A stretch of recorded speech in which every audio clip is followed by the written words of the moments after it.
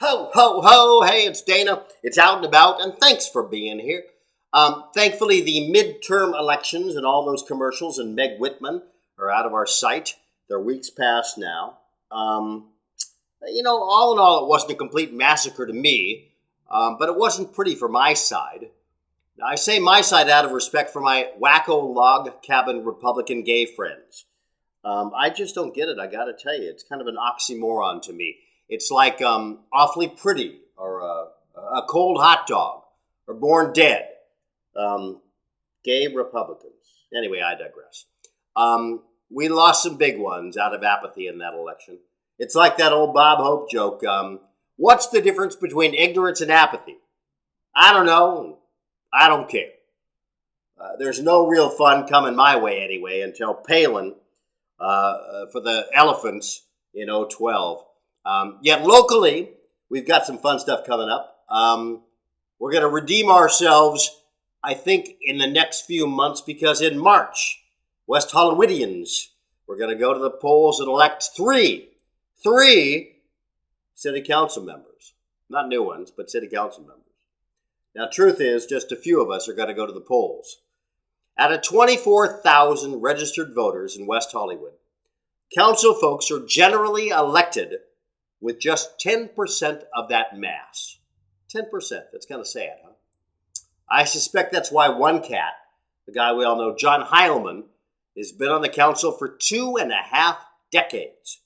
He's like their rehab check. A Lindsay Lohan or a Spencer Pratt or Tila Tequila or Mel Gibson. They're folks that just won't go away. Heilman has the name recognition. That's what he's got going for him. I assume he's going to be around like Strom Thurmond or Robert Byrd, and then he's just going to drop one day, When ambition ends, happiness begins.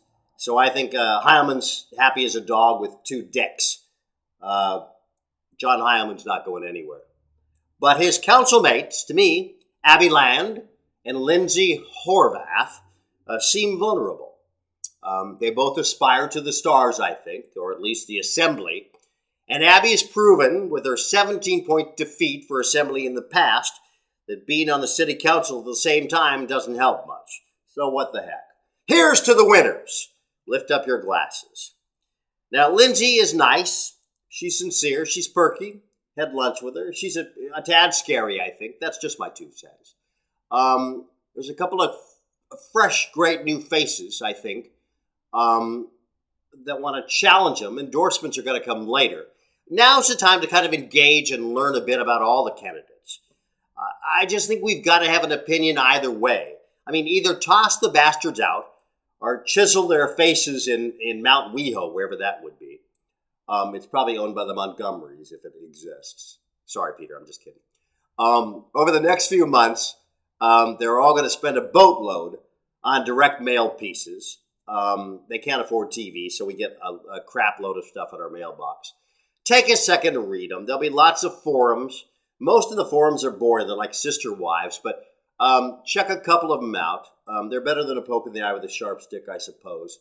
I'm actually I'm hosting a couple of these candidate forums. Come on out. I want to look under people's skirts and find out what they're all about. Get to know them. I think it's important. And I promise, actually, my forums will be fun. And hell, you know what? If you don't think it matters, you're an idiot. Trust me. They'll decide what the future West Hollywood looks like. Perhaps, more importantly, what it acts like. What it smells like. What it means like to you and me. These part-timers, they're going to determine where and when you can smoke, where you can party, where you can play, hell, where you can park. These folks get to elect what signs we look at. Now think about that. What parks we get to romp in, and how we as a community treat our developers and our downtrodden, our addicts and our affluent, our leaseholders and our landholders. I really think a West Hollywood City Council person's gig is important. I'd respect any of them come March that collect at least 10% of the vote. But hell, I'd respect you and me a hell of a lot more if we did our research, got out, and figured out who to vote for, and then went out and actually voted. Otherwise, you know what? Just shut up. As they say, you can kill a lifetime without feeling anything but skin. And shit, let's not do that, huh?